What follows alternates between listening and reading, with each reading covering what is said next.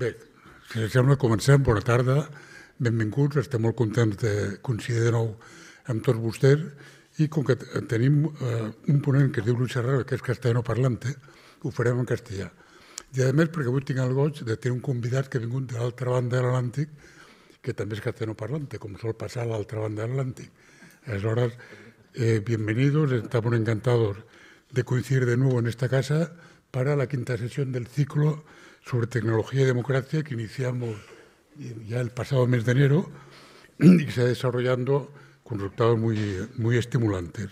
Gracias a ustedes por la asistencia, gracias a nuestros socios, con los que, insisto, es un placer trabajar, la Fundación Ernest Lluch y Observatorio de las Ideas, y gracias muy particularmente a los ponentes, de quienes siempre me asombro, y reitero, me asombro cada vez por su generosidad, su disponibilidad y su saber, que además no es estanco, o sea, no está estancado, que no es permanente, no es estable, sino que va acrecentándose con el tiempo.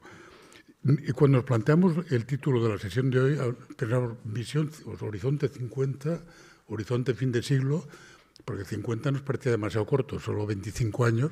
Bueno, luego cuando se echa la vista atrás y se ve qué ha ocurrido con la evolución humana y la capacidad de incidencia en esta evolución y su aceleración cuasi exponencial, 25 años es mucho tiempo. Entonces, un ejercicio de prospectiva a 25 años nos parecía que era suficiente. Ocurre que en este tema, el tema de cómo incidir la capacidad de incidencia en la evolución humana, ese tema como el de la inteligencia artificial, que por cierto, tengo una pequeña apuesta conmigo mismo, escuchando las palabras del nuevo Papa de hace unos días, de que, igual que esta semana celebramos el 10º aniversario de Encíclica Laudato Si, que fue un altabonazo en la conciencia de la humanidad, pronto en los ritmos vaticanos, que puede ser unos meses, algunos pocos años, tenemos una encíclica sobre inteligencia artificial. Yo supongo que Begoña debe estar más al corriente de estas cosas, pero en caso si eso ocurre, está emplazada desde ahora a participar en la mesa redonda que dedicaremos al tema.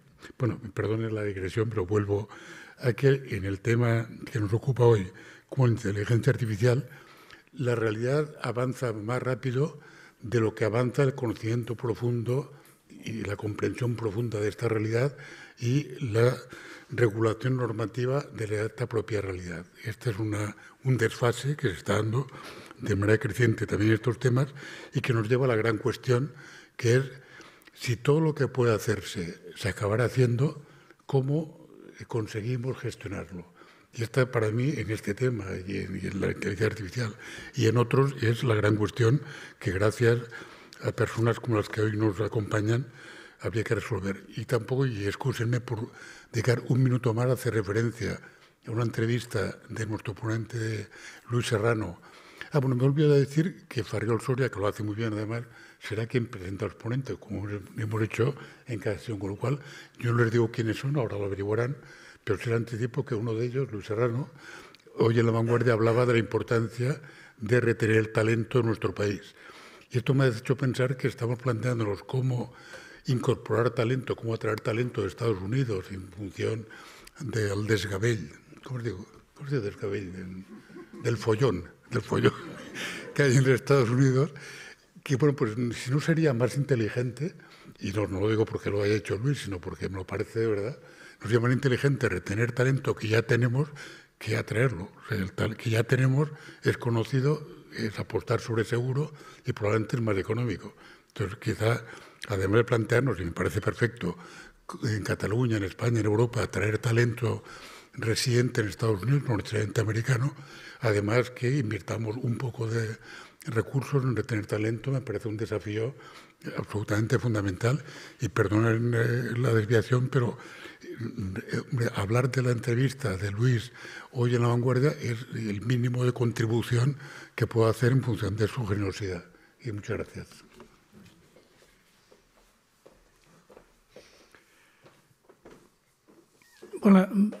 Bona tarda, bona nit, només encara és bona tarda, buenas tardes. Muy corto. En primer lugar, gracias. Gracias, Begoña, gràcies, Lluís, i gràcies a tots els que sou aquí per haver vingut i em sembla que en sortireu,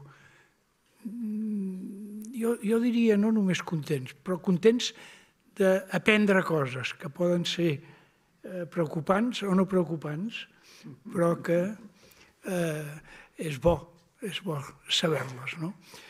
Gràcies també, una vegada més, al Palau Macaia, la gent del Palau Macaia, tots els que sou aquí, per la bona relació que tenim amb la Fundació Lluc, que espero que a més que durarà. I jo diria, i amb això acabo per deixar-ho en l'aire, es parla molt de intel·ligència artificial. Ara comença a parlar-se de la genètica artificial. I totes dues coses van lluny. Ja veurem. I sort que junt amb això hi ha una genètica natural i hi ha una intel·ligència natural. I hem d'aconseguir que siguin els que manin. Si no, ja veurem què passa. Moltes gràcies.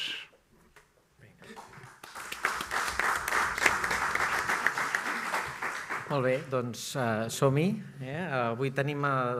Avui és un regal, tenim dos experts d'àmbits diferents, complementaris, i la dinàmica d'avui serà, primer hi haurà una presentació per part de cadascun d'aquests dos mons diferents i la mirada diferent a l'objecte d'avui, la genètica del 2050, com regularem la fidelització natural, què ens farà humans. I després, a partir del que hagin dit, ells mateixos s'interpel·laran i, com sempre, si tenim temps, obrirem a tots vostès que puguin preguntar i fer les preguntes que estimin pertinents. Però aquí tenim avui, el Jaume Lanaspa avançava una mica, tenim el Luis Serrano. El Luis Serrano ha estat molts anys, des de 2011, director del Centre de Regulació Genòmica. Ell és d'aquí en Can Bé, doncs ve de les ciències biològiques, és llicenciat, doctor en bioquímica, doctor en biologia cel·lular, després va passar per la Universitat de Cambridge, se'n va anar a Heidelberg, ha fet tot el periple fins que va arribar un altre cop a casa nostra. El 2006 va entrar a dirigir el programa de biologia de sistemes del Centre de Regulació Genòmica, en va ser director, subdirector i finalment, com deia, director. És professor, investigador i crea, té un currículum científic extraordinari. El seu grup d'investigació s'ha centrat en la biologia sintètica, l'enginyeria, el disseny de sistemes biològics. És membre de moltes societats de primer nivell, de Societat Espanyola de Bioquímica, Biologia Molecular, la Real Acadèmia Espanyola de les Ciències, ha tingut el Premi a l'Excel·lència Marie Curie, podria continuar, el Premi Ciutat de Barcelona, però el que és important és que realment s'ha cuidat al llarg de la seva trajectòria de transferir tots els seus coneixements a la societat, i això ho ha fet acompanyant-nos en dies com avui, però sobretot i de manera més potent, creant les primeres empreses biotecnològiques espanyoles, sent-ne cofundador, i no les citaré perquè són moltes i molt importants, però també formant part del Consell Assessor de moltes d'aquestes empreses o d'altres empreses. Així mateix ha estat director i fundador de l'Associació d'Instituts Europeus d'Excel·lència, de l'Associació d'Instituts Espanyols d'Excel·lència. No destacaré per descomptat que ha estat investigador principal en múltiples projectes, ha estat galardonat també amb múltiples premis, recentment el Premi Rei Jaume I amb la categoria de Noves Tecnologies, doctor honoris causa també, per citar el més recent, a la Universitat Miguel Hernández d'Elx, i per descomptat té unes publicacions a les primeres revistes de referència com Nature, Science, etc. Tenim un científic de primer nivell que segur que ens ajudarà molt a pensar sobre algunes de les coses que ens avançava el Jaume, però per saber fins on poden arribar necessitem un contrapunt. I aquest contrapunt li demanarem a la Begoña Román, que no ve del món de la biologia molecular, sinó que ve del món de la filosofia.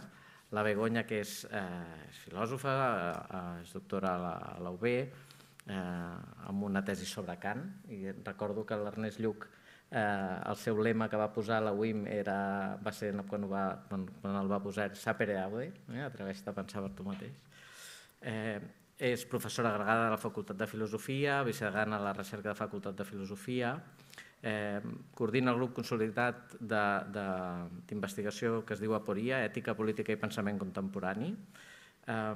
És membre del Comitè de Bioètica de Catalunya, assessora externa del Comitè d'Ètica Assistencial de l'Hospital Clínic, i aquí ja anem entenent per què poden tenir aquesta conversa. Presideix el Comitè d'Ètica dels Serveis Socials de Catalunya, membre del Comitè per la Integritat de la Recerca de Catalunya, i, entre altres coses, va ajudar en el moment estant en el Comitè Científic Assessor de la Covid en el moment que tots coneixen. Ella treballa en l'àmbit de l'ètica, des dels fonaments, com deien, la perspectiva aquesta deontològica kantiana, la dialògica, però també l'ètica aplicada, que és on també entrarem avui, elements de bioètica, l'ètica en les organitzacions dels serveis socials i també, com es citava ara, darrerament en la intel·ligència artificial.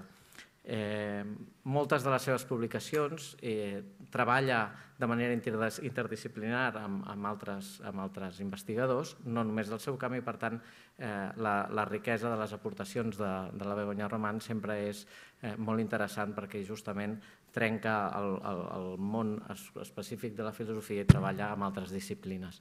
Ens sembla que aquesta manera d'abordar-ho avui ens donarà moltes pistes, i deia el Jaume el que sabem fer, una mica per saber què sabem fer i fem, què sabem fer i no hem de fer, què no sabem fer però hauríem de fer, i què és el que no sabem fer i si mai podem fer tampoc hauríem de fer. Llavors tenim això, si us sembla, un cop presentats, el que tenim moltes ganes d'escoltar-vos.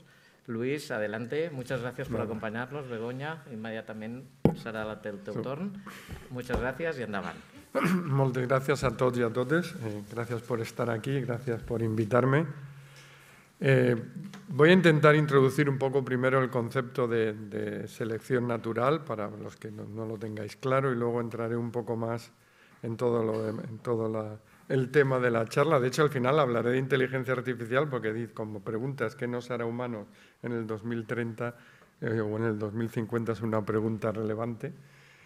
Haré un comentario que luego me gustaría discutir, y es cuando dices lo que se debe, no se debe. Y hay un tema muy interesante, porque lo se debe y no se debe cambia con la sociedad. Lo que se debe y no se debe en el año 0 no es lo mismo que en el año 2000 y quizá no sea lo mismo que en el 2050. Y ahí entramos en el tema de si la ciencia tiene ética o la ética la pone la sociedad y la ciencia no la tiene. Y es una pregunta interesante para debatir luego.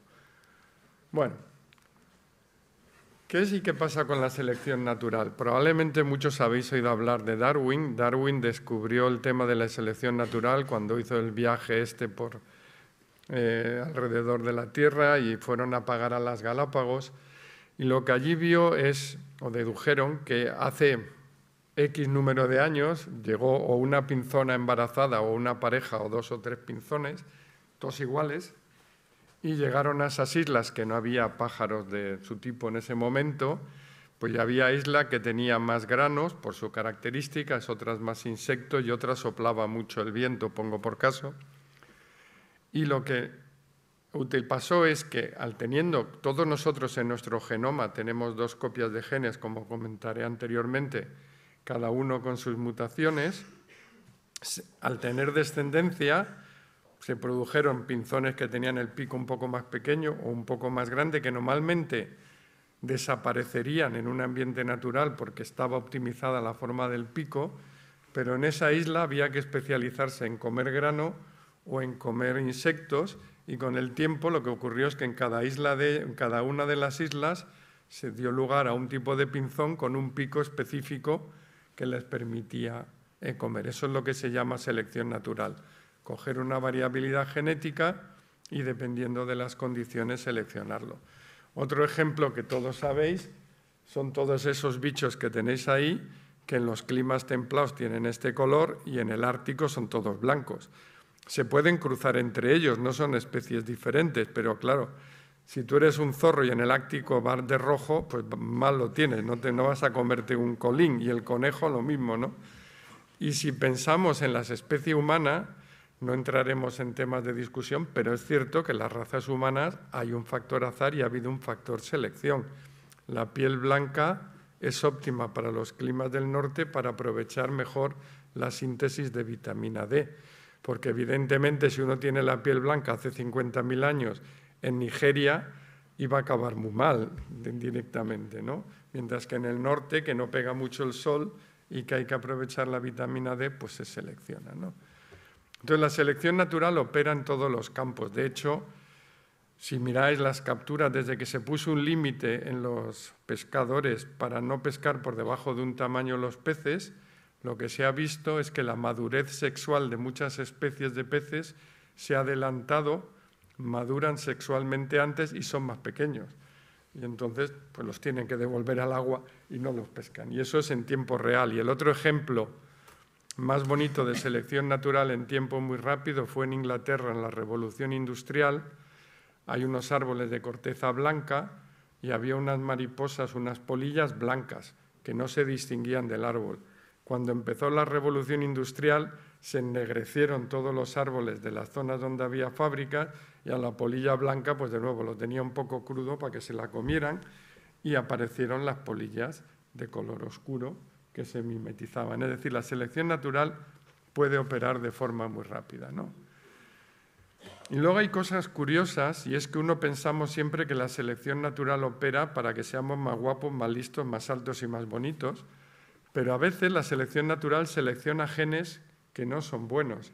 Y ahí tenéis dos ejemplos. En el Mediterráneo ha tenido un montón de presión la malaria. La malaria es ahora que asumimos que está en África.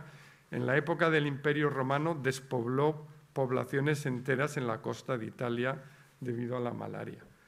¿Qué ocurre?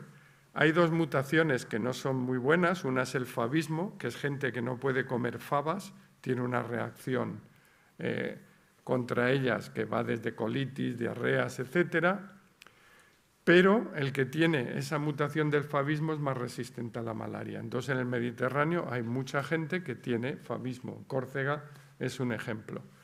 Y otro ejemplo es la anemia falciforme. ¿Por qué ese gen es muy dominante en la África ecuatorial? Porque el que tiene una mutación de la anemia falciforme no tiene anemia, pero es resistente a la malaria. La desgracia es que cuando se cruza con otro que tiene el mismo gen, pues los niños tienen anemia falciforme y se mueren, pero la presión de resistir a la malaria es tan alta que se mantiene. Entonces la selección natural es complicada. Hay otro caso muy interesante. Hay gente hoy en día que acumula mucho hierro y eso es fatídico. Pero se ha buscado de dónde apareció esa mutación y apareció en Alemania en el siglo, digamos, X, que la gente no comía mucha carne. Entonces, el poder acumular hierro era ventajoso. ¿Qué ocurre? Que hoy en día que comemos como sacos, el acumular hierro, pues no es muy bueno. Es decir, es un tema interesante este. Y luego lo que os decía, perdonad que está en inglés, tenía que haberlo traducido, pero no me dio tiempo. Pero cuando digo dos importan, todos sabéis que tenéis 2 copias de cada cromosoma en vuestro genoma. Y cuando uno mira estas copias, lo que nos damos cuenta es que todos nosotros tenemos 400 genes mutados letales y no nos morimos porque tenemos 400 copias que funcionan. Es decir, tenemos una variabilidad muy grande y podemos permitirnos el lujo de tener un gen que no funciona si tenemos otra copia que funciona. Y luego tenemos que saber que cada vez que tenemos un hijo, una hija, este va a tener 10.000 a 1 millón de cambios en su genoma de mutaciones.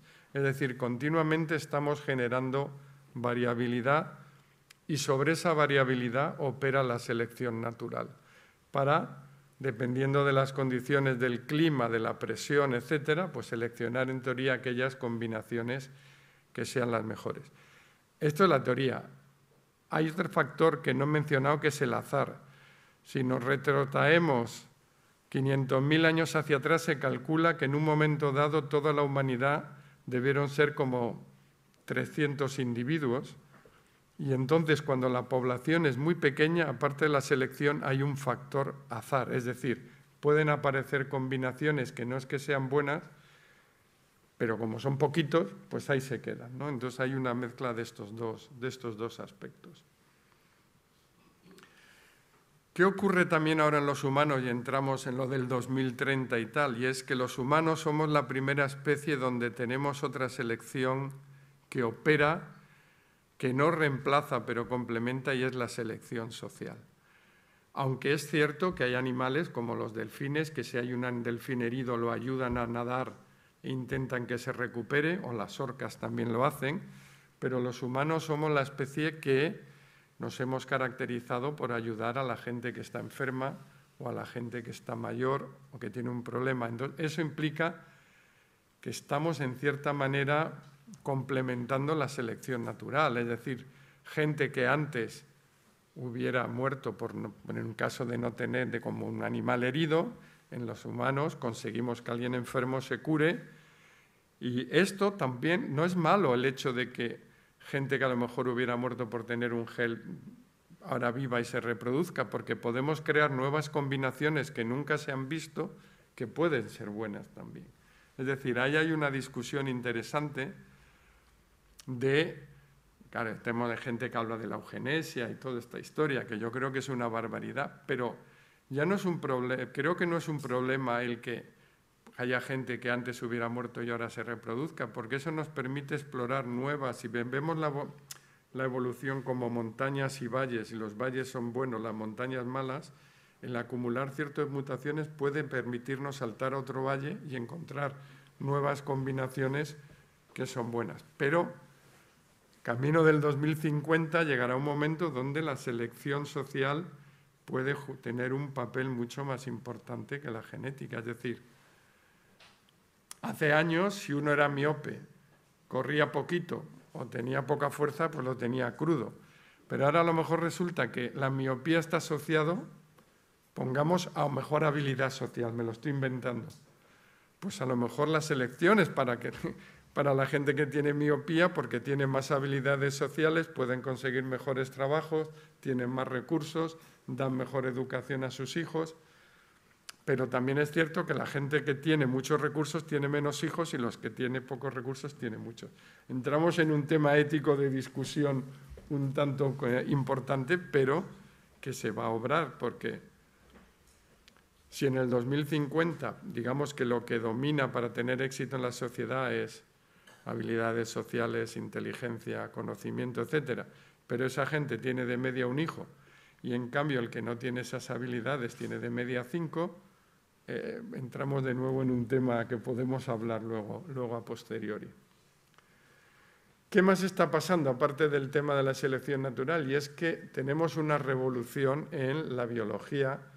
Me preguntaban antes si íbamos a entrar en la terapia génica. Hace poco, ayer salió el artículo que no es exacto. Dicen que es la primera enfermedad rara de un niño curada por terapia génica. No es cierto. Se hizo ya por los franceses hace como 15 años con los niños burbuja. Lo que pasa que se paró porque los niños se curaban, pero muchos desarrollaban cáncer. Y ahora ya se ha quitado el tema del cáncer y parece que se solucionan. Pero ahora, ¿qué ocurre? Que tenemos las herramientas para modificar nuestro genoma. Es decir, ahora mismo podemos quitar o añadir o modificar cualquier gen en un ovocito o en un espermatozoide. Lo que nos falta es entender qué queremos cambiar. En el momento que entendamos qué queremos cambiar, se abre una caja de Pandora. Es decir, podemos permitir decir que yo quiero que mi hijo mida entre 1,80 y 1,85, sea rubio o sea moreno, o tenga la piel negra, o sea muy listo, o sea, quiero decir, eso pasará para el 2050, que nuestro conocimiento combinado con la inteligencia artificial nos va a permitir hacer modificaciones en nuestro genoma, y la discusión que decías antes es ¿debemos o no debemos hacerlo? Y os pongo un problema ético.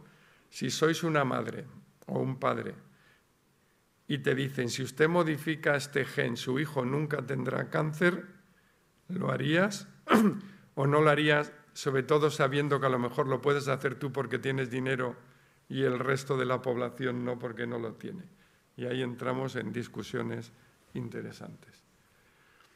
¿Y qué ocurre con la biología? Que hemos pasado de la izquierda de todo, el científico con su microscopio, a lo que llamamos la biología de sistemas, donde imaginar que intentemos entender una ciudad solamente mirando una calle. Si yo quiero entender Barcelona mirando la Laietana, a lo mejor me corto las venas, pero para entender la ciudad hay que entender todas las calles en su conjunto. Eso es lo que hace la biología ahora. Ya no mira una cosa, mira todo en global y lo integra en programas de ordenador, y luego con esos programas de ordenador y cogiendo las piezas que son los genes, las proteínas, lo que digo anteriormente, los ponemos todos juntos, pues para mejorar la especie humana, pero también se hacen animales, cerdos que tengan más costillas, son más económicos. De hecho, hay unos cerdos ahora muy largos que a los pobres tienen que enseñarles a parearse con la cerda, tienen que enseñarles a trepar, porque los pobres son tan largos que no les cuesta llegar a la reproducción. Y luego entramos en el tema vivir para siempre, que parece una tontería, pero ahora mismo sabéis que Bezos, el dueño de Amazon, junto con otros varias docenas de millonarios americanos, han creado esta empresa que se llama Altos Lab y han reclutado a los mejores científicos del mundo trabajando en envejecimiento. Aquí en Barcelona, Manuel Serrano, Pura Muñoz, quisieron también a Salvador Aznar, con la idea de que el envejecimiento no tenga por qué ser absolutamente, pueda ser reversible o al menos extender la calidad de vida humana suficiente tiempo, y están destinando una cantidad de dinero ingente. Y luego tenéis el millonario este que ha salido también, que se toma 300 pastillas al día, se hace transfusiones, solo come brócoli y no sé qué historia, duerme solo para que no le moleste la pareja con los ronquidos, en fin. Y dice que su envejecimiento tiene ahora, no sé, 60 años y que su metabolismo es de 30. Bueno, parecen tonterías, pero cada vez más la ciencia está avanzando a un punto donde nos planteemos si sería posible parar el envejecimiento o al menos retrasarlo. Y eso, de nuevo, entramos en el tema selección. Y también en otro tema interesante, si no nos morimos nunca, tampoco nos reproduciremos, porque la población no debe aumentar indefinidamente, ¿no? Y luego la siguiente pregunta del simposio es ¿qué nos hará humanos, ¿no? Ahí tenemos una definición de Santo Tomás de Aquino, ¿no? Que decía, ¿tienen los animales alma o solo los humanos? Y dice que no los tienen los animales porque no tienen un razonamiento abstracto de las causas y efectos y por tanto no tienen alma. Pero sabemos que los monos antropoides saben lo que es causa y efecto, luego tienen alma, si tienen alma tienen derechos, y entonces entramos en el tema de la AI. Hasta hace unos años se podía distinguir una máquina de un humano por el test de Turing, ahora la inteligencia artificial ha roto el test de Turing. Hicieron un test más interesante donde se dijo que el 75%, o sea, alguien no sabía si era una máquina o un humano, le daban las preguntas y respuestas, y en el 75% de los casos dijeron que era un humano y era una máquina, y dijeron más veces que era un humano que cuando era un humano. Entonces entramos en un tema interesante. ¿Qué es ser humano o qué será ser humano en unos años? Parece otra cosa, pero hay gente ahora que se dedica a hacer 3 horas de entrevista a su abuelo o su abuela, lo mete en inteligencia artificial y cuando la persona muere puede hablar en teoría con alguien que se parece a su abuelo o su abuela en una tableta, en un ordenador. Hasta ahora son simulaciones, pero la inteligencia artificial generativa, etcétera, la pregunta es, ¿la inmortalidad será pasarnos al ordenador cada uno de nosotros? Y de nuevo, ¿qué será ser humano en ese aspecto?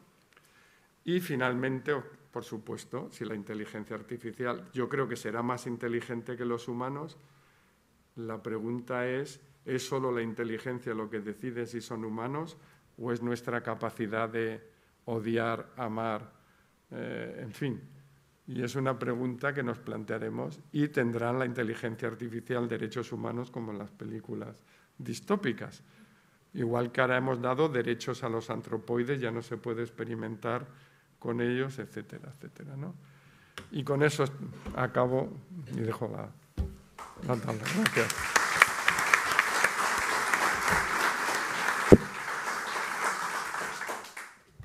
Bien, muchas gracias por la posibilidad de compartir estos diálogos. Voy a intentar transmitiros tres ideas. La primera, como estamos en un ciclo, en un diálogo de tecnología y democracia, mi primera idea es que ni la democracia ni la tecnología son axiológicamente neutras. Axion en griego es valores, valor.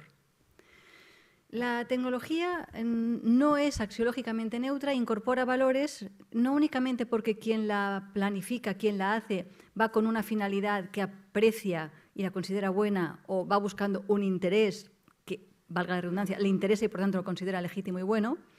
Por tanto, no únicamente la tecnología está mediada técnicamente porque quien la hace ya introduce valores en ella, sino fundamentalmente porque tiene impactos. Tiene impactos y media en el tipo de mundo en el que entra. La tecnología, una vez entra, no deja intacto el medio donde entra, sino que cambia y genera valores. Pero es que la democracia tampoco es un mero mecanismo, un mero procedimiento para resolver más o menos los conflictos sin violencia, sino que también es la menos mala de las formas de política, de gobierno, precisamente porque incorpora unos valores, fundamentalmente que los afectados por la decisión son quienes participan en la toma de decisiones de aquello que les afecta. Y, por tanto, la incorporación de la voz de los principales implicados intentando batallar contra el despotismo, ¿no? Aunque fuera ilustrado, todo para el pueblo, pero sin el pueblo. Estas dos ideas son importantes porque creo que hemos sucumbido a este mantra de que la democracia es un mecanismo y simplemente se engrasa y se va poniendo en marcha. No, no es un mecanismo, es algo vivo que involucra valores y como todo lo valor vivo hay que custodiarlo, hay que tener cuidado de ello, hay que ponerlos a la altura de las circunstancias, hay que adaptarlas y se pueden desvirtuar o se pueden viciar o se pueden mejorar. Pero es que la tecnología tampoco. La tecnología no es axiológicamente neutra y es importante tener claros qué legitimaría la democracia cuando no, cuando traiciona los valores, y qué legitima una tecnología y cuando no, si va en contra de los valores para los cuales queremos tecnología. Claro que la pregunta es obvia, ¿no? Todo lo que técnicamente puede hacerse, decía Ferrol, ¿es correcto éticamente hacerlo? O sea, la pregunta ya es sensata, ¿no? Y así nacen las éticas aplicadas. Todo lo que técnicamente puede hacerse, ¿es éticamente correcto hacerlo? Entonces viene la pregunta de Luis. ¿Y la ética de quién? En una era global de sociedades moralmente plurales, aceleradas. Y me voy a detener un momentito aquí. Sociedades moralmente plurales y aceleradas. ¿Qué quiere decir moralmente plurales? Pues que no compartimos el concepto de bien y mal. Pero esto no es nuevo. Aristóteles, en el V a.C., IV a.C., en la Ética Nicómaco, ya nos decía que el bien se dice de muchas maneras. En estos momentos existe el derecho al rechazo a un tratamiento eficaz. Y cuando empezó la ley del 2002, catalana y española respectivamente, de respeto a la autonomía del paciente, diciendo que el paciente tiene derecho al rechazo de un tratamiento eficaz, los clínicos decían, es que no entiendo nada, ¿para qué vienen al médico? Claro, porque no estaban habituados, de ahí viene mos more, que de ahí viene moral, no estaban habituados a que el paciente tuviera autonomía sobre si le compensa ese tratamiento, aunque sea eficaz, y vivir más tiempo, pero no a lo mejor mejor. Luego volveremos al tema de la longevidad. En sociedades moralmente plurales no podemos dar por supuesto que compartimos el concepto de bueno y malo, pero a pesar de eso nos ponemos de acuerdo. Y por primera vez en el siglo XXI decimos que entre el conflicto entre médico y paciente es el paciente quien tiene razón, porque es su vida. Y es el médico quien pone sus tratamientos y sus conocimientos al servicio del paciente y su voluntad. Con lo cual, no sabemos cuál es el bien del paciente, si el tratamiento sí o el tratamiento no, pero sí que es un bien que él decida su bien. Con lo cual, la ética algo aporta de luces y hoy nadie discutiría el respeto a la autonomía de las personas. Claro, pero para que la persona sea autónoma tiene que tener conocimiento sobre qué es verdad y por tanto tiene que confiar que en el médico le dice que de verdad que tiene ese diagnóstico. Y en sociedades aceleradas de desvirtuación de la democracia, donde en el 2016 se proclama en el diccionario de Oxford que la categoría más excelsa es la posverdad, empezamos a tener problemas de verdad, valga la redundancia. Claro, sociedades moralmente plurales que podemos llegar a un cierto acuerdo sobre mínimos al servicio de la ciudadanía, y una ciencia ciudadana se pone esa categoría, una ciencia abierta, son todo categorías muy de la ciencia de hoy. Sin embargo, tenemos problemas en el concepto de verdad y en el valor confianza. Y estos dos valores, verdad y confianza, son fundamentales para la ciencia, tecnología y para la democracia. Porque la democracia se sustenta en respaldar el mejor argumento. Y el mejor argumento no se identifica con el más votado. Era de suponer que se votaría al mejor argumento. Mejor argumento por verdad, por responsable de hacerse cargo de las circunstancias. Pero cuando no importa el argumento, porque yo ya tengo a priori, antes de argumentar, ya la mayoría que la va a respaldar, o no importa ni siquiera si tenemos mayoría, porque puedo desplegar toda una propaganda con redes sociales para que la gente tenga miedo y ahí tenemos que repensar mucho más seriamente las cuestiones axiológicas de la tecnología y de la democracia, porque ambas las necesitamos, pero están regidas por unos valores que permiten la discusión pública sobre los valores de quién. Y en sociedades moralmente plurales y aceleradas podemos tener el riesgo de descubrir el valor de las cosas cuando las estamos perdiendo. Y por eso es importante tener valores claros, cual brújulas que nos orienten la democracia y la tecnología y la ciencia. En sociedades aceleradas, las cosas van mucho más rápidas que nuestra capacidad de paírlas, ¿no? De asumirlas, de digerirlas, ¿no? Y me gusta recordar que quizás hubo un tiempo en que la cosa era preparados, listos, ya, y ahora es ya ni preparados ni listos, sobre la marcha espabilas, ¿no? Claro. Pero en tema de impactos y en tema de soltar cosas ahí, a ver qué pasa, hay mayores responsabilidades. Y claro, eso obliga a plantear al servicio de qué y de quién están claramente la ciencia, la tecnología, la democracia y ahora lo que ahora nos preocupa, que es el tema de la genética. Y voy a la primera pregunta de las que me habían hecho. ¿Cómo regularemos el fin de la selección natural? Y yo digo, el cómo regularemos, si tiene que ver con lo jurídico, pues se pondrán, pero muchas veces lo jurídico tiene que ver con una discusión ética, qué valores queremos proteger. Entonces yo creo que hay cosas que deberíamos preservar de la selección natural, y otras que deberíamos combatirla, porque como muy bien explicado Luis, esto de la selección natural es bastante más complicado. Es bastante más complicado. Decía Darwin que life finds its way, ¿no? Que la vida encuentra su camino. Sí, pero la suya, la vida suya. Pero la del planeta es una cosa y la nuestra sobre el planeta es otra. Y yo, como vengo de la ética, yo prefiero que haya humanidad sobre el planeta, entre otras cosas porque quiero que haya responsabilidad sobre el planeta. Y lo que me maravilla es que el planeta haya generado una criatura tan impresionantemente rara como es la humana, que es capaz de cargarse al humano a golpe de hallazgos técnicos. Permitidme una anécdota. El querido Immanuel Kant, cuando se planteaba la posibilidad de que el humano fuera capaz de destruir a la humanidad, decía que esa era una hipótesis absurda, que era tonta. ¿Cómo alguien iba a intentar atentar contra ella misma?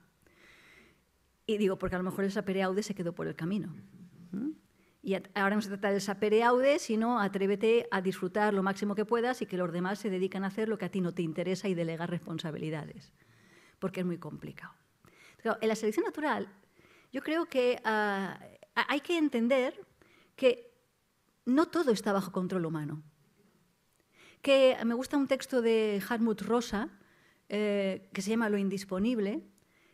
Cuando creemos que podemos controlar, no únicamente regular, sino controlar la selección natural, que nos va a ayudar un montón esta biología sistémica con capacidad de gestionar muchísimos datos de la inteligencia artificial, Claro, pero estos son datos y la vida no solo son datos. La vida ni siquiera sé lo que es, pero la idea fundamental que mantengo es que la vida es querer vivir. La vida es deseo. Y eso es de lo que no tiene la inteligencia artificial. De ganas, de motivación, de moralización.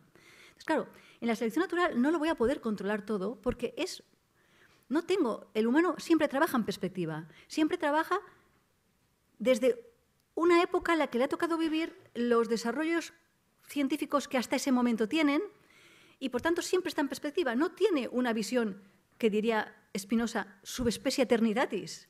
No está fuera del mundo controlándolo todo. La vida tiene una clarísima componente de indisponible. No es un Excel donde tengo todo controlado. Pero no solamente eso, cuando creo que lo tengo todo controlado, es cuando nos pegamos unos sustos tremendos. Porque lo más previsible en asuntos humanos y también en cuestiones de selección es que haya imprevistos. Y por eso la edición genética, las CRISP y todas estas cosas son tan complejas, porque sí que sabemos que si cambiamos este gen a lo mejor no tenía la fibrosis quística, pero ostras, resulta que la Dolly se envejecía antes de tiempo.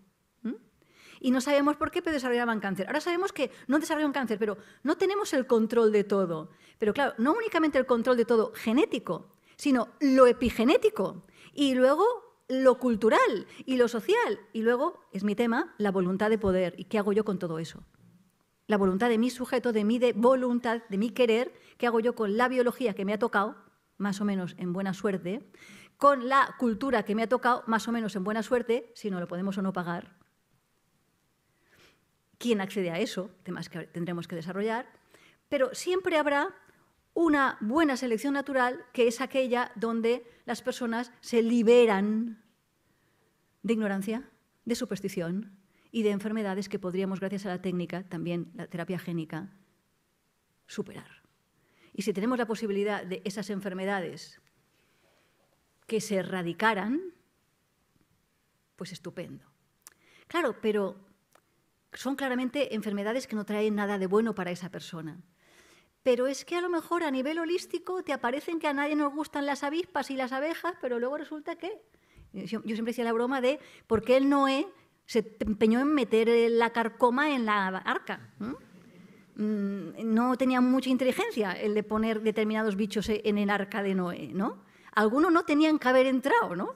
Claro, pero como no conocemos lo sistémico, es difícil saber, porque es complejo, que sí, esto es selección natural y que ahí ya hemos introducido en la etapa del antropoceno que no es tan natural, que el humano ya va metiendo cosas. Pero lo que sí que quiero es que si hablo de progreso, es porque me libera. El progreso es un aumento en cuotas de libertad, en control de mi entorno material y político.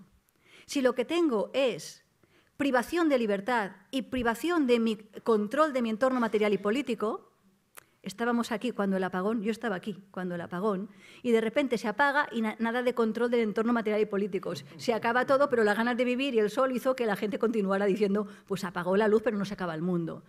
Claro, porque era buen tiempo, estábamos más o menos, pero hay gente que dependía muchísimo de que viniera la luz en general, ¿no? Con lo cual,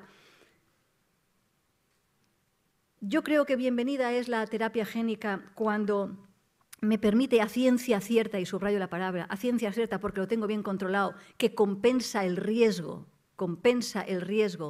porque no se va a morir de esto y si no hago nada se morirá. Pero tengo verdaderos problemas cuando entramos en la eugenesia liberal o de mercado. Les recomiendo mucho el texto de Sandel, Michael Sandel, que se llama así, contra la perfección. Es que a lo mejor el problema es la perfección. Y esto va contra Platón, nuestro queridísimo Platón. Nos hemos empeñado en querer ser perfecto y a lo mejor este es el problema. A lo mejor no sabemos cómo se lo ha hecho la vida, pero ha encontrado un camino que nos ha hecho a nosotros y no sabemos cómo nos ha hecho, pero nos ha hecho con una cierta capacidad de autonomía, autodeterminación y libertad. Llevemos cuidado, y aquí cito a Habermas, en el futuro de la naturaleza humana, a ver si queriendo mejorar esa genética humana empezamos a tocar cosas y no salen sujetos libres, sino un mundo feliz a lo Huxley. Salir corriendo de partido político que te prometa la felicidad. Decía Fichte en el siglo XIX, porque te va a hacer muy desgraciado. Te va a decir cuál es el modelo de felicidad. Claro, la perfección, ¿según quién? ¿El modelo de qué? Ya sabemos que esto ya está aquí. Las técnicas de reproducción asistida buscan el material en donde van las inteligencias y las bellezas, parece ser, que son las universidades. Ya empezamos a intentar introducir y ya vamos eliminando aquello que no queremos. Y no queremos que los niños vengan con síndrome de Down, no queremos que los niños... Claro, y Luis os ha hecho la pregunta de cáncer, pero yo os hago la pregunta de todos tenemos a nuestro alrededor gente con alguna, entre comillas, discapacidad. ¿Es la misma una discapacidad de un trastorno de espectro autista gravísimo, con grave sufrimiento porque no puede relacionarse, que nunca podrá desarrollar inteligencia, que es pura bueno, criatura a medio camino entre es uno de los nuestros, de nuestra especie, pero no desarrolla su humanidad porque le faltan problemas en el cerebro? ¿Y qué pasa cuando ya no es ese tipo de autismo, sino que es eso que se llamaba antes Asperger, parece ser que el nombre no es bueno, o síndrome de Down?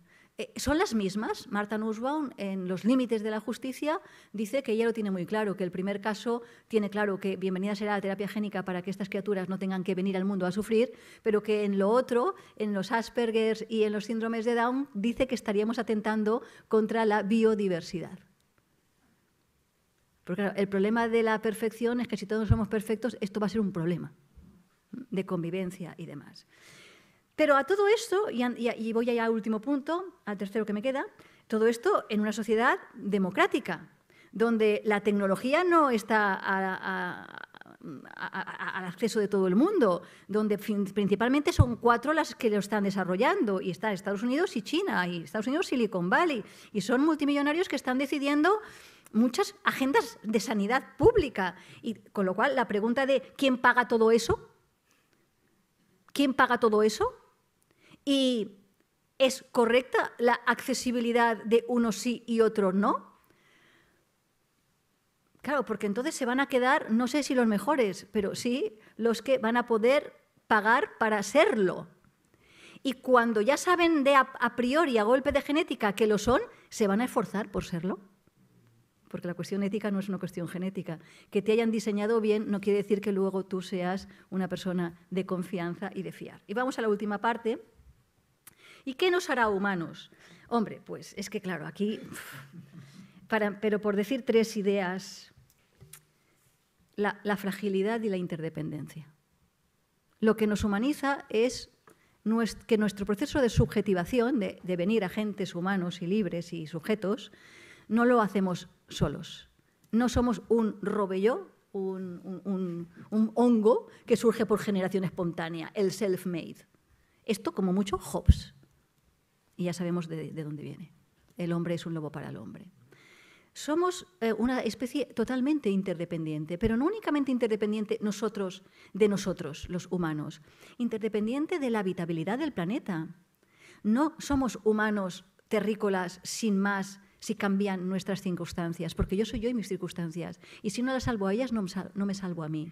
Somos humanos rodeándonos de un tipo de relaciones con humanos y con otro tipo de biosfera y con otro tipo de medio. Lo que nos caracteriza en ese proceso de subjetivación es el cuidado, el deseo de justicia y de felicidad, que no solo de confort. Pero segunda, nos humaniza la conciencia de existencia.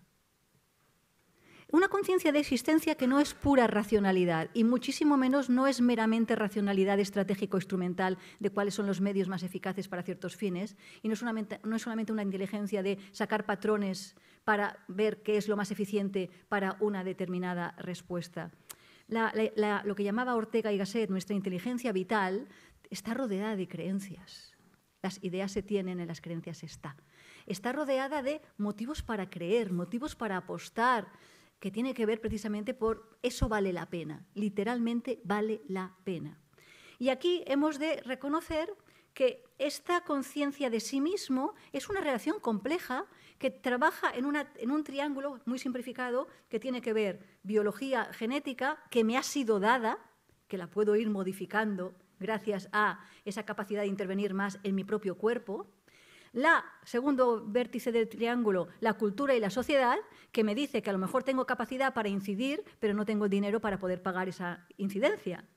Y luego todo esto, el conocimiento personal de qué quiero ser yo y qué quiero ser y cómo quiero vivir. Y eso es la gran pregunta de la persona buscando su sentido. Y eso te puede ayudar la biología y te puede ayudar la cultura, pero nadie te da la respuesta porque siempre es una búsqueda de sentido. Y además nosotros vivimos frágiles e interdependientes, con una conciencia de existencia de sí mismo sin tener un conocimiento claro, sino una búsqueda de quién soy y por qué la vida vale la pena. No controlamos todo, pero cuando lo controlamos todo nos damos sustos y con lo cual tenemos menos resiliencia. Somos menos resilientes y, por tanto, menos fuertes para afrontar las adversidades y adaptarnos. Pero además, y con esto acabo, nosotros necesitamos vivir en un mundo no cualquiera, sino en un mundo humano. Nosotros construimos mundo humano. No únicamente nos expulsan a un mundo, sino que construimos un mundo humano. Y ese mundo humano tiene que ser el objeto fundamental del cuidado ético. Y eso no se puede hacer sin esperanza. Y como estamos en el horizonte 2050, está priorizándose una visión totalmente distópica de que el mundo se termina, no vale la pena llegar, por eso es muy importante regular la democracia y regular la técnica para saber que siempre están mediados por unos valores que son inherentes a la acción comunicativa. No hay manera de dirimir conflictos y de saber si hay progreso o no, más que entablando diálogos en condiciones de información y simetría. A eso nos ayuda la ciencia y nos ayuda la tecnología. Y a eso es a los que nos tenemos que dedicar para custodiarlo, para que todo lo que nuevo que venga, con los cambios genéticos y demás, algunas condiciones de posibilidad estén intactas para seguir haciendo juegos un poquito malabares. Muchas gracias.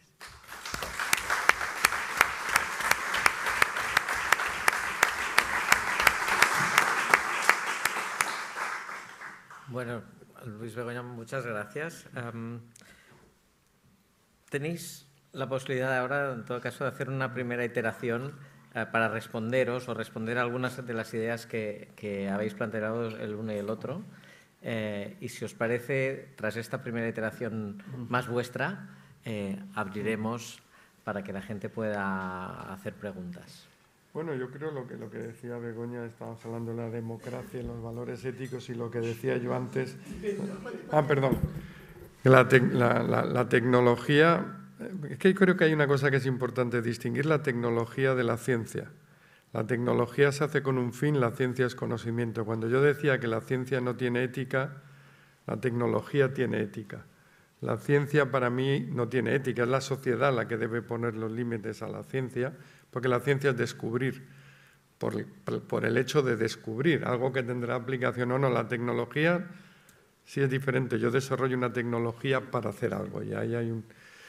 Pero un tema que ha sacado que me parece de la democracia, y es, todos somos conscientes que en la democracia americana y también en la inglesa, creo, incluso en España, en finales del 19 y antes de la Alemania nazi, se esterilizaba a la gente con síndrome de Down o con retraso. Y eso era una democracia y estaba aprobado y se hacía.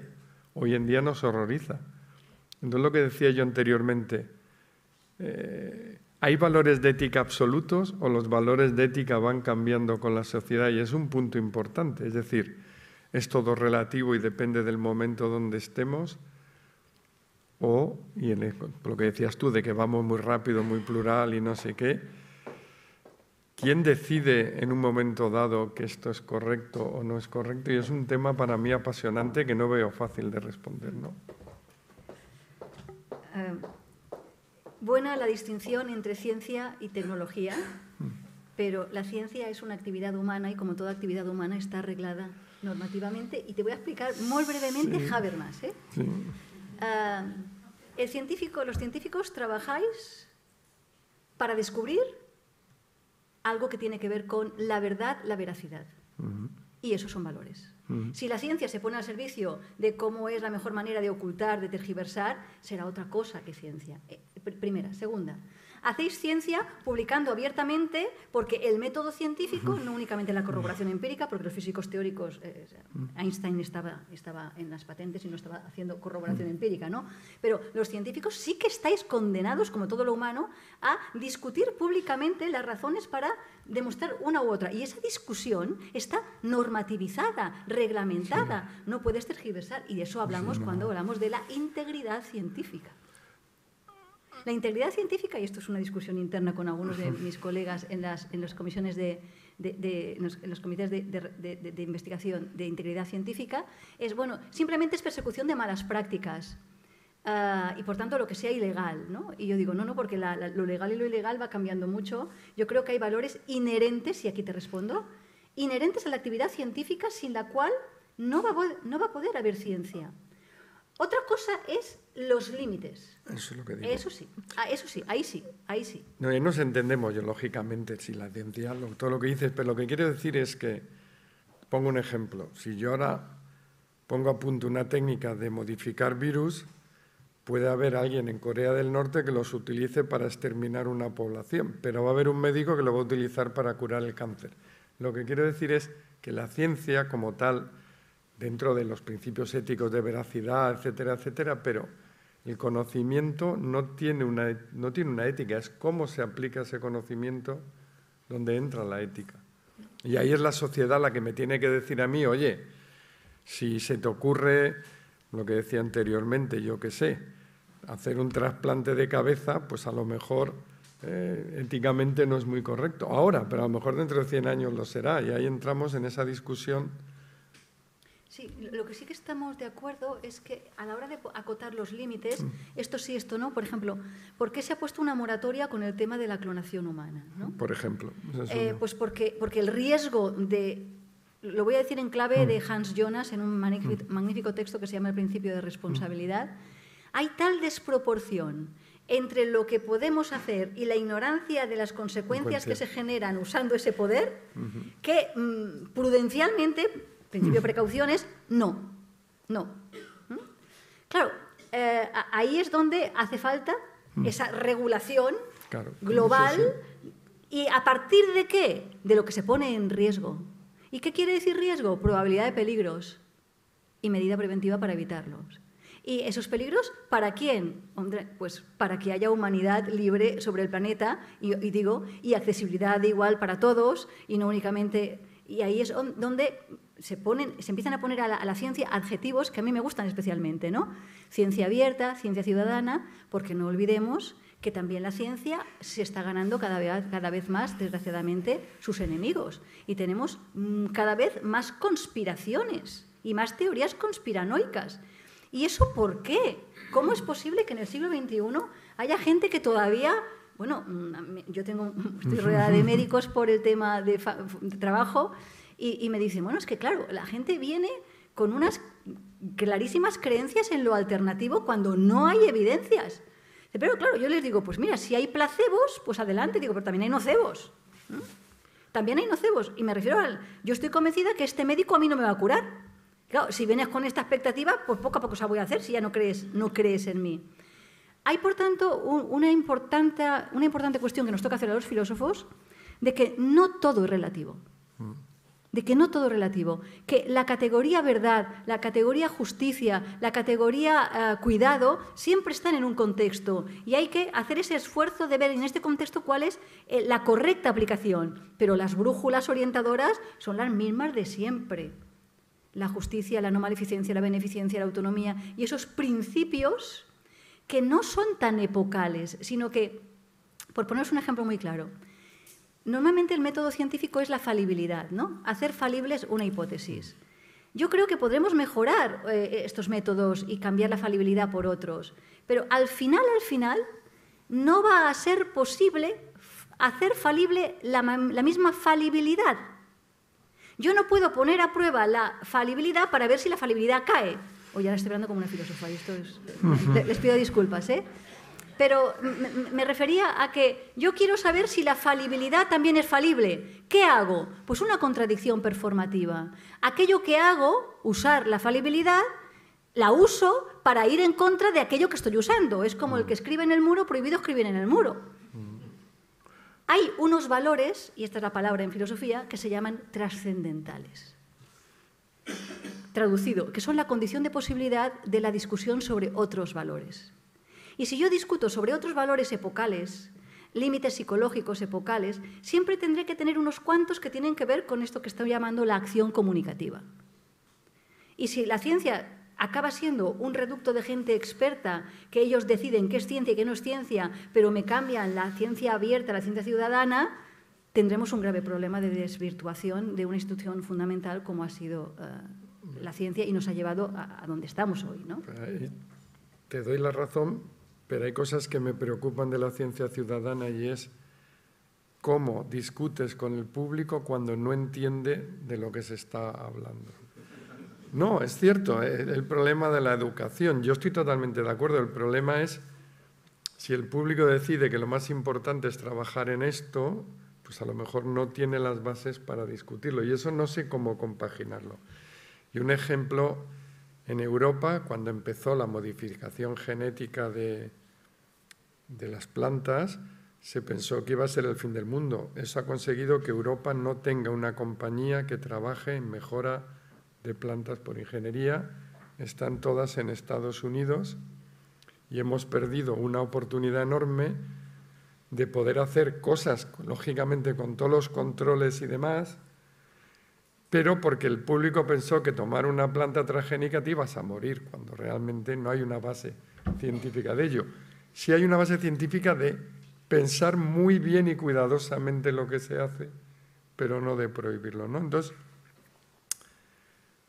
yo creo que el público debe participar, pero qué valor o qué peso le damos a eso es un punto interesante. Porque, como decías tú, de la sociedad democrática acelerada, es que no nos da tiempo a digerir. Yo cuando empecé mi tesis escribía a máquina los artículos con papel carbón. No es una broma, hacía papel carbón y hacías 4 copias. Y ahora ya le dictas al cachucho, ¿no? Es decir, en mi periodo de vida los cambios que hemos tenido son impresionantes. La AI, hace 4 años no hablaba ni Dios de ello y ahora... Y no nos da tiempo a digerir ni entender lo que está pasando, ¿no? Ahí te doy totalmente la razón y creo que eso no quiere decir que la ciudadanía tengamos que entrar a épocas de despotismo ilustrado o de no consultas ciudadanas. Creo que algunas consultas se pueden hacer y se deben hacer, pero en otras también hemos de ser honestos, que somos finitos, limitados y nos da donde nos da. Y además hay gente que no me interesa, pero necesito confiar. Eso sí. Este es otro tema también fundamental. Digo, a mí, yo, si no sé de nucleares y me tengo que leer un mamotreto así para nucleares, pues yo llamo a este que sabe, digo, oye, hazme una clase particular para que me digas lo más importante, pero esto a mí me supera, pero dime cuáles son las consecuencias para la vida cotidiana sobre esto, sobre lo otro, de manera que para mí es muy importante confiar en los expertos. Y los expertos no son expertos, no son de fiar porque son expertos. Lo son por otra cosa, y es al servicio de quien ponen su inteligencia. A mí me gusta mucho decirlo en catalán. Al servei de què posen el seu cervell. Es decir, a disposición de quién. Claro, y ahí es donde tenemos la gran cuestión de la economía de la ciencia. Ahí hay un tema interesante. ¿Quién te financia? Exacte. Bueno, moltes gràcies, Lluís, Begoña. Si us sembla, obrirem ara una mica. Hi ha un implícit que rodava aquí, hay un implícito. Estamos hablando de todas estas cosas que tienen que afectar a un objeto, que es, bueno, ¿cuáles son las líneas de investigación genética hoy? ¿No? ¿Cuáles son las cosas en las que se está trabajando y que luego serán objeto de todos estos planteamientos que estabais haciendo? Yo creo que podría estar bien, Luis, si puedes tirarnos 3 o 4 líneas que parece que pueden ser las que en estos momentos están en boga para saber todo esto, Vale. sobre qué lo aplicamos. A ver, la Y a partir de modificación aquí, genética, como ya decía Begoña Crispar, eso ya está en marcha, funciona, se puede mejorar más o menos. Aquí tenemos a Marwell que trabaja en eso. Eso funciona. ¿Qué se está haciendo ahora? Cosas que son importantes y que vamos a ver. Uno es la regeneración de órganos. Eso hay muchos grupos ahora trabajando a nivel mundial. El cómo poder regenerar un hígado, cómo poder regenerar un corazón, etcétera, etcétera. Eso lo veremos grandes avances en los próximos años. De hecho, hay gente que dice que en el futuro la cirugía será una impresora 3D de tejidos que imprimirá el tejido en la propia operación. Ahí entramos de nuevo en otra discusión ética, si regeneras el cerebro eres tú o eres otra persona, que es otro tema interesante en ese aspecto, ¿no? El segundo tema es la terapia génica y me acuerdo que la hablé con Carmen Vela en el anterior gobierno de Rajoy, la tenía convencido de lanzar un proyecto para que ningún niño en España naciera con una enfermedad rara que no se pudiera tratar con terapia génica, pero cayó el gobierno, se perdió el proyecto, que hubiera sido muy interesante. Hay que decir que no todas las enfermedades se pueden tratar por terapia génica porque a veces ya el embrión o el niño nace ya con el defecto y no tiene solución. Pero es cierto que hoy en día en un país civilizado deberíamos poder tratar cualquier enfermedad rara que se pudiera tratar por terapia génica, ¿no? Ese es el segundo. Y luego el tercer línea, que es lo que he dicho, es el envejecimiento. El envejecimiento pasó de ser una cosa esotérica hace unos años a que realmente la gente empieza a entender cómo funciona el envejecimiento y se empieza a pensar en cómo intentar remediarlo. Y ahí también hablamos de la epigenética que mencionó Begoña, que es un tema interesante, ¿no? Para mí esos tres son ahora mismo los más... cáncer, lógicamente, pero todos hacemos tema de cáncer, y el cáncer acabará siendo una enfermedad crónica. O sea que eso no esperamos grandes revoluciones, va a ser poco a poco incremental y prácticamente todos los tumores acabarán siendo crónicos, ¿no? Pero regeneración de órganos, rejuvenecimiento, ¿y cuál era el otro que he dicho? No me acuerdo. La terapia, yo creo que esos tres van a ser fundamentales. Y bueno, hay un cuarto, pero eso es el OMUS, que son los chips implantados, que no es cierto que puede abrir la interfase máquina-humano. Eso es otro tema también interesante a discutir. Pero ahí ya no es genética y es eso, interfase máquina-humana. Claro, sí, sí. Begoña, ¿alguna...? Bueno, sí, sobre el tema del envejecimiento, ¿no? Claro, el envejecimiento físico. Yo no soy dualista, el mente y alma, pero tenemos 5 años de despenalización de la eutanasia. Y no entran en la ley el cansancio de vivir. Ese es el tema. Ese es el tema. De decir, a lo mejor es que todo lo bueno también tiene que acabarse, por aquello de lo bueno si breve. Claro, que podemos decir alargarlo un poquito más y los que dicen matar la muerte dicen no, tú siempre te puedes suicidar, y siempre pero ya no es un proceso de envejecimiento, ¿no? Claro, eso es un tema, ¿no? ¿Y qué hago con el cansancio de vivir? ¿Y qué hago con que no vengan niños al mundo? Porque el espacio da de sí lo que da. Y la sostenibilidad de no poner en riesgo. Y ya nos está pasando, ahora cuando venimos para acá, digo, hay niños en Barcelona. Porque claro, es que este es un tema de que es un país de viejos. Y la vejez no es solamente la física, es de ganas. Y la novedad entra en el mundo porque vienen niños, y vienen niños porque alguien los quiere traer y se quiere ir. Porque si no, esto no va a tener novedad, ¿no? Y vamos a ser muy conservadores. Y todo eso, este es un mundo ideal. Si lo planteas a nivel individual, pues hay mucha gente que quiere quedarse un ratito más, ¿vale? Pero un ratito, ¿eh? O dos. Pero no desestimes toda la reflexión que la literatura ha hecho sobre esto no se va a acabar nunca, ¿no? Hasta las buenas películas se pueden hacer largas, ¿no? Este es un tema. Y luego el tema de la justicia intergeneracional. La justicia intergeneracional. Si no tenemos casas para los jóvenes, si no nos vamos los viejos de las universidades, los jóvenes no pueden acceder, y esto es una senda de elefantes, pues todo eso genera problemas que deberíamos ser también generosos, ¿sí? Y dejar espacio y dejar sitio y dejar que haya novedad en el mundo. Y, por tanto, saberse ir a tiempo. Eso implica que no únicamente es un derecho el morirse. Yo defiendo que también hay un deber de hacerlo bien y a la primera.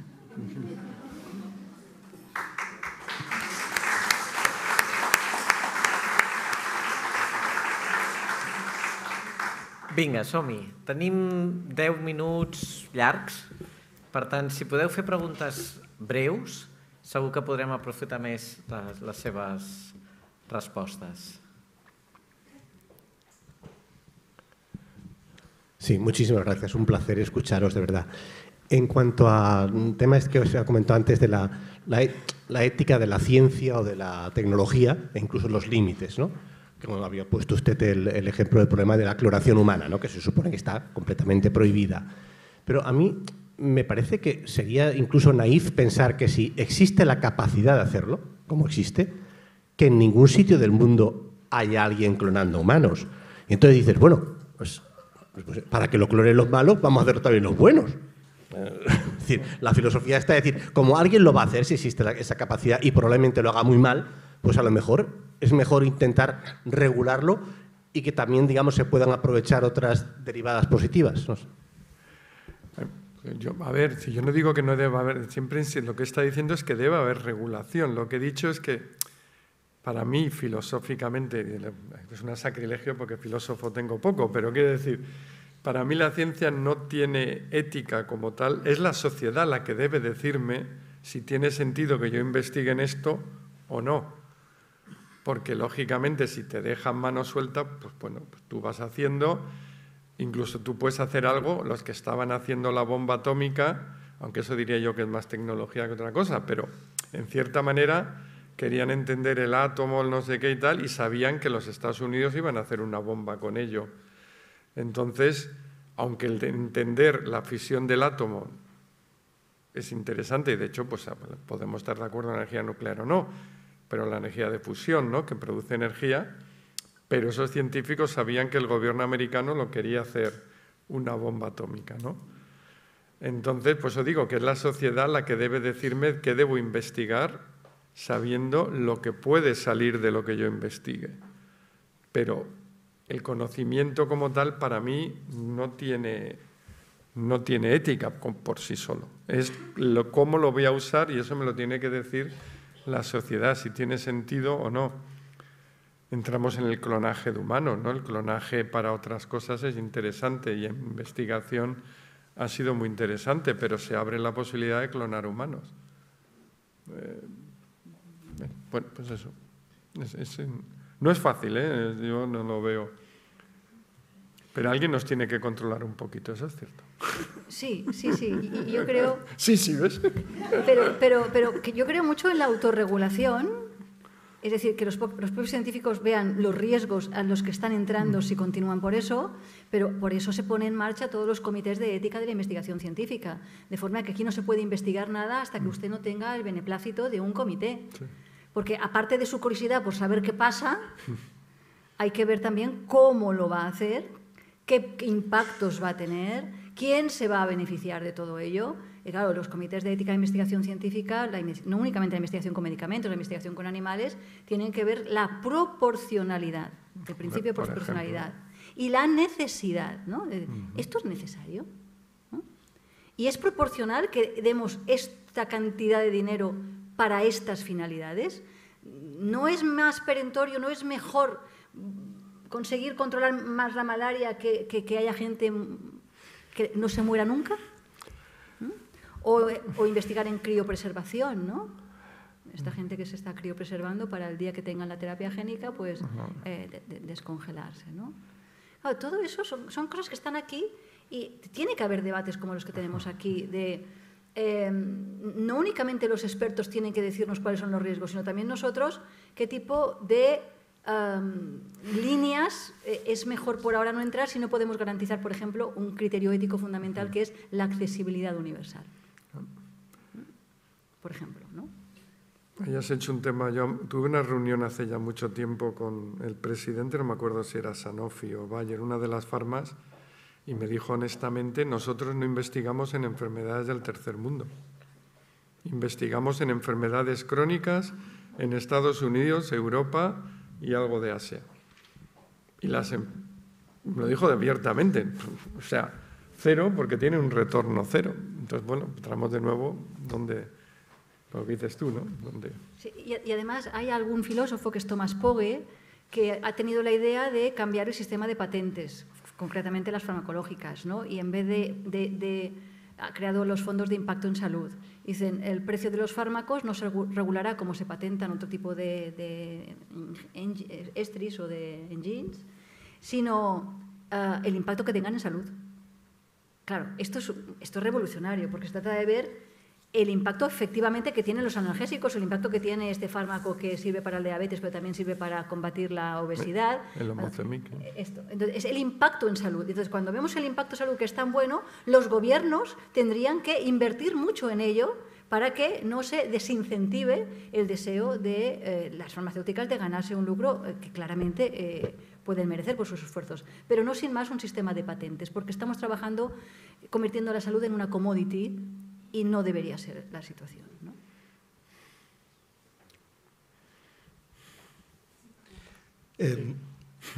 Apoyado en algo que Luis dijo, que por qué las empresas americanas son las que dominan la biotecnología de las plantas. Esto salió en tema en discusión. ¿Pedimos permiso o no pedimos permiso? Y la cuestión es, con un gran convencimiento de que no había nada malo, siempre los errores también pueden ocurrir, algo puede salir mal, imaginaron una discusión de 20 años. Cuando las empresas son privadas, invierten en tecnología, no tienen tiempo para esperar 20 años, porque la competencia los alcanza. Además, una empresa de tecnología exitosa es alguien que tiene la capacidad de hacer obsoleta su propia tecnología. Y así es como se va creciendo. Entonces se sabía. Esto que nos dice, creo yo, que en el futuro vamos a ver exactamente lo mismo en otras áreas de investigación tecnológica. Es más fácil pedir perdón que pedir permiso, ¿no? Muchas de las empresas, de las instituciones como Friends of Earth, Greenpeace y todo lo demás, que tenían como uno de sus motivos de lucha la biotecnología, ya no lo usan más. Lo lucharon durante 20 años hasta que se dieron cuenta que no tiene sentido porque todos los argumentos eran falsos. Eso salió bien, pero yo me temo que esto va a ser repetido. Primero, la ciencia avasalla. Primero vamos a actuar y después vamos a pedir disculpas si es que algo sale mal. ¿Cuál es el costo? Creo que no lo sabremos tarde. Espero que ninguno. A ver, yo sí que creo que si precisamente se están instaurando, pensemos que los comités de ética de investigación científica son relativamente jóvenes, ¿eh? Esto se empieza a poner en marcha con el informe Belmont allá por el 1980 casi, ¿no? Con lo cual es una tradición muy corta, prácticamente 50 años no llega, con lo cual yo creo que cada vez es más importante que estos comités existan a nivel mundial. Y que no nos vean a los científicos como que estamos poniéndole traba al desarrollo científico. Simplemente queremos poner brújulas orientadoras, como hemos empezado con Ferriol diciendo, qué tipo de cosas no sabemos cómo se hace y no queremos saberlo, porque intuimos que no va a ser accesible, que no va a tener unos impactos, y otras cosas a lo mejor vale la pena el riesgo. De hecho, el Parlamento, la Comisión Europea, cuando ha trabajado con el tema de la IA, ha hecho clasificación de riesgos, porque nos ponemos bastante más de acuerdo con los riesgos que con los beneficios. Y, sin embargo, se habla enseguida de los beneficios cuando esto no está tan claro y evidenciado. Lo que está muy claro es que hay que gestionar los riesgos. Y esa es la pregunta ética para mí fundamental. ¿Qué nivel de riesgo y de contradicción estamos dispuestos a asumir, seguida de a quién tocan los principales desperfectos? Porque si van a los más vulnerables, eso es claramente de mala fe. Lo que pasa es que ahora entramos en un tema que has sacado que es muy interesante y es: ¿queremos que Europa sea Disneylandia o queremos hacer tecnología? ¿Y cuánto estamos dispuestos a pagar éticamente por no ser Disneylandia? Es un tema importante porque Aquí tenemos muchos controles y está muy bien, pero todas nuestras industrias están ahora mismo en China, donde tú puedes diseccionar a todos los que matan allí con la pena de muerte, puedes hacerlo prácticamente lo que te dé la gana con animales y la industria se está yendo allí a probarlo. Pero yo no sé, el público en algún momento tenemos que decidir que queremos seguir siendo muy estrictos y perder la industria y convertirnos en un amusement park para los turistas chinos, o si relajamos. Y es un problema, es una discusión interesante, porque muchas veces cuando nos decimos hay que ayudar al tercer mundo y tal, ¿cuánta gente estaría dispuesto a tener un mes menos de calefacción, un mes menos de aire acondicionado, utilizar el coche la mitad del tiempo y tener la medicina que tenemos? Porque el mundo no es infinito. No, si ahora mismo todo el mundo quisiera tener el nivel de vida de Europa, el mundo es insostenible. Nosotros vivimos gracias al tercer mundo, pero nadie nos planteamos ese problema ético, ¿no? Entonces, por eso digo que el tema de la ciencia, lo que queremos hacer y demás, es un tema muy importante, y en los europeos debemos llegar a un momento que valoremos en un futuro si queremos convertirnos en una sucursal de China donde vengan los turistas o queremos hacer tecnología, y cuál es el precio ético que pagaremos por ello. Y es un tema de nuevo a debatir, ¿eh? Vinga, fem l'última.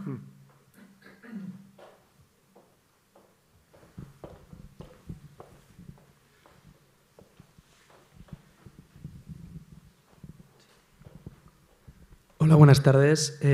Yo quería hacer una pregunta en relación a la afirmación de que existe una ética en la tecnología, y quería preguntar si realmente existe una ética en la tecnología o la ponemos nosotros. Y si la ponemos nosotros y no es inherente, o sea, en el sentido de, citando un poco a Nietzsche, lo de no existen fenómenos morales sino solo interpretaciones morales de los fenómenos, ¿cómo encontramos valores universales y cómo lo hacemos sin resultar dogmáticos?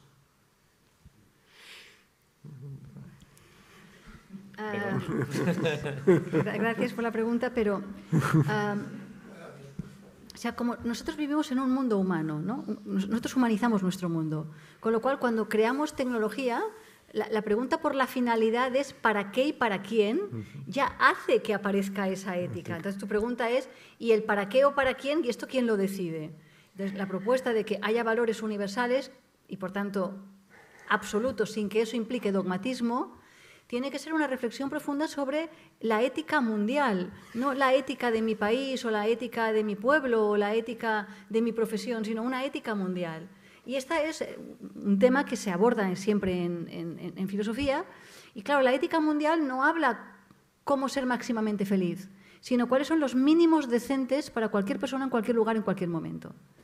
Y los mínimos decentes son, pues, no dañar. Y esto es Hipócrates, ya en el V a.C. decía, antes de pensar en los beneficios, primero no dañar, ¿no? ¿No dañar qué? Pues la voluntad de vivir. De manera, ¿hay valores universales? Yo te diría que, fundamentalmente, aquellos que tienen que ver con la búsqueda de la vida buena por parte de un individuo de nuestra especie, y son mínimos. O sea, hay muchas cosas en que en el concepto de felicidad no nos pondremos de acuerdo, pero en el de que las personas tienen dignidad y las cosas precio, sí. Y que maltratar a alguien o denigrar a alguien, eso es universalmente malo en todos los lados. Luego otra cosa, y esta es muy importante, en tu primera pregunta de ¿hay una ética de la tecnología? Sí, pero hay tecnologías en plural. Con lo cual es muy importante no caer en una mera ética universal para todas las tecnologías, sino una tecnología específica, en dónde se inserta esa tecnología. No es lo mismo la ética de la informática que la ética del cirujano, que la ética del biólogo. Hay que aplicar la reflexión ética a los contextos donde estamos llevándolos a cabo. Y eso obliga a trabajar con esto es universal y esto es relativo a este contexto, pero no relativo a este sujeto. Por lo tanto, hay una parte de relatividad que tiene que ver con el contexto y las finalidades que legitiman a una profesión, y luego hay unos valores que son universales, que son muy genéricos, pero que te orientan, ¿no? No sé si te ayuda un poco a... Y sin ser dogmáticos, claro, hay que argumentar y con gracia.